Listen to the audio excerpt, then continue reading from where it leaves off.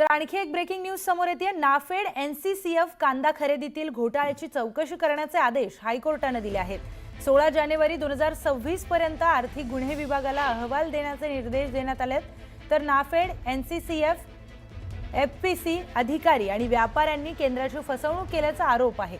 पिंपळगाव बसवंत पोलिसांमध्ये विश्वास मोरे यांनी दाखल केलेल्या गुन्ह्यावरून आता कारवाई करण्यात आली आहे। शेतकऱ्यांचा कांदा न घेता व्यापाऱ्यांकडून स्वस्तात माल खरेदी करून केंद्राला जादा दराने विक्री केल्याचा आरोप होतोय। 10 वर्षांमध्ये तब्बल 5000 कोटींचा घोटाळा झाल्याचा देखील गंभीर आरोप करण्यात आलाय। तर चौकशीसाठी उपविभागीय पोलीस अधिकाऱ्यांची आता नियुक्ती करण्यात आली आहे। तर या संदर्भात आपण सविस्तर माहिती जाणून घेऊयात आपले प्रतिनिधी लक्ष्मण घाटोळ यांच्याकडून। लक्ष्मण, 5000 कोटींचा घोटाळा झाल्याचा आरोप होतोय, अतिशय गंभीर सगळा प्रकार आहे।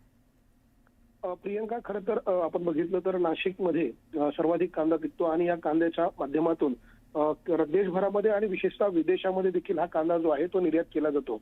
मात्र ज्या ज्या वेळेला शेतकऱ्यांच्या कांद्याला भाव मिळत नाही, शेतकऱ्यांच्या कांद्याचे भाव पडतात, त्यावेळेला नाफेड आणि एनसीसीएफच्या माध्यमातून कांद्याची खरेदी करायची आणि त्या माध्यमातून कांद्याचा भाव स्थिर ठेवायचा, अशा प्रकारची योजना ही केंद्र सरकारने आणलेली होती आणि यासाठी केंद्र सरकारने मोठ्या प्रमाणात अनुदान देखील देण्याचा निर्णय घेतलेला होता, जेणेकरून शेतकऱ्यांना यामध्ये फायदा होईल।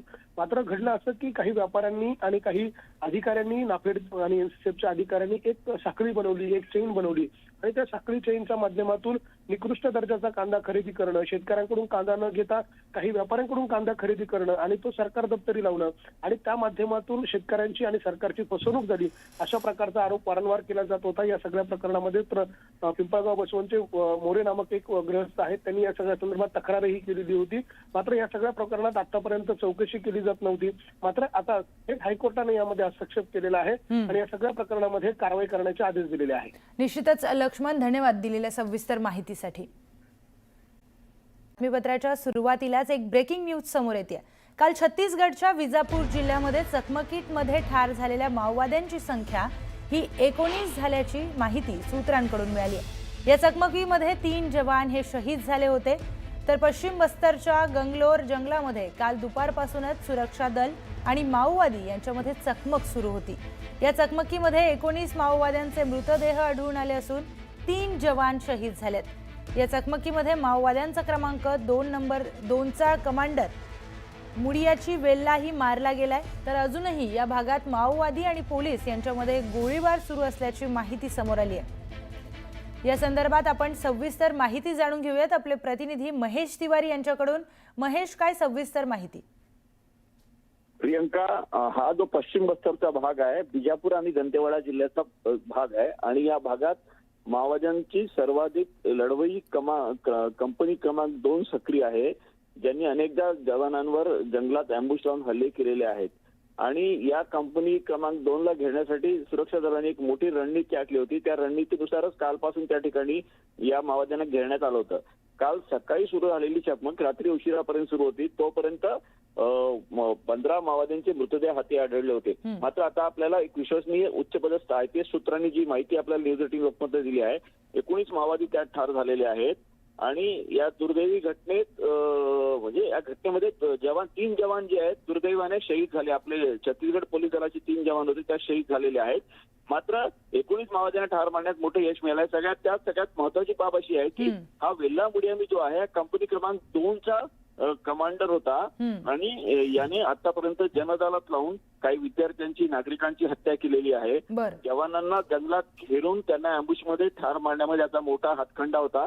हिडमाचा हा अत्यंत विश्वसनीय साथीदार होता, त्यामुळे बटालियनचे काही माओवादी सुद्धा या ठिकाणी सक्रिय होते काल, अशी माहिती मिळत आहे। तर महेश, अतिशय महत्त्वाची माहिती तुमच्याकडून देण्यात येते। हिडमाचा जो साथीदार आहे त्याचा फोटो आता समोर आलाय, हा एक्सक्लुझिव्ह फोटो न्यूज 18 लोकमतच्या दर्शकांसाठी। तर चकमकीमध्ये माओवादी मुडियामी वेल्लाचाही खात्मा झालेला आहे।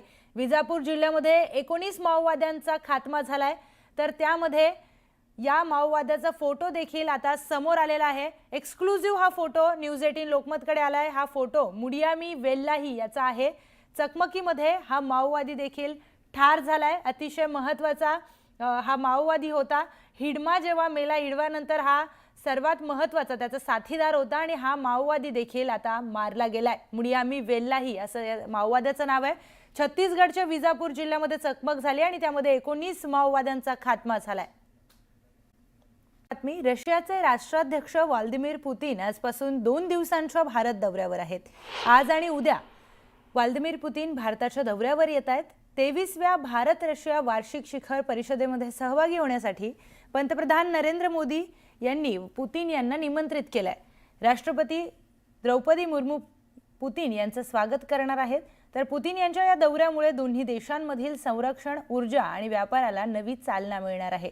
यामध्ये एक महत्त्वाचा करार देखील होण्याची शक्यता आहे. या भेटीमध्ये संरक्षण क्षेत्रासंदर्भात नवे करार होण्याची शक्यता वर्तवण्यात येते. तर S-400 हवाई संरक्षण प्रणाली आणि S-500 क्षेपणास्त्र प्रणालीबाबत नवीन करारांवर देखील चर्चा होण्याची शक्यता आहे. त्यामुळे व्लादिमीर पुतीन यांचा हा दौरा अत्यंत महत्त्वाचा आणि विशेष असणार आहे.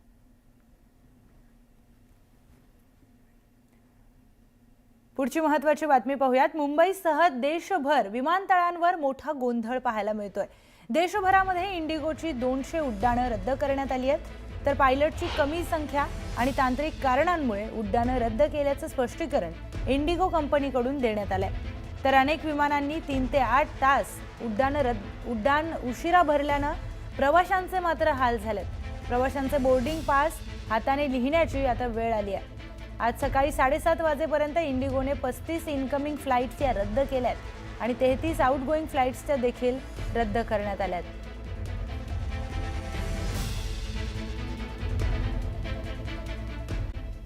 पुढची महत्त्वाची बातमी पाहूयात. चाळीसगाव नगर परिषद निवडणुकीमध्ये बोगस मतदार झाल्याचा आरोप करण्यात येतोय. बनावट मतदान कार्ड तसेच आधार कार्ड यांचा वापर करून मतदान केल्याचा आरोप यावेळी करण्यात आलाय.